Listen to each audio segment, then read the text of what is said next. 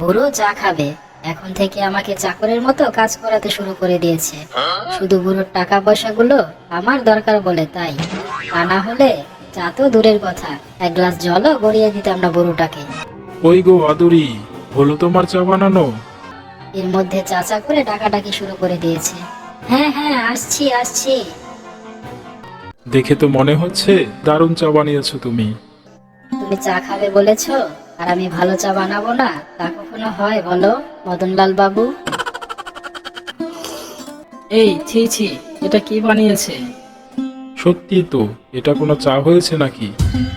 এমন একজনকে বিয়ে করেছেন যে সামান্য চা বানাতে পারে না।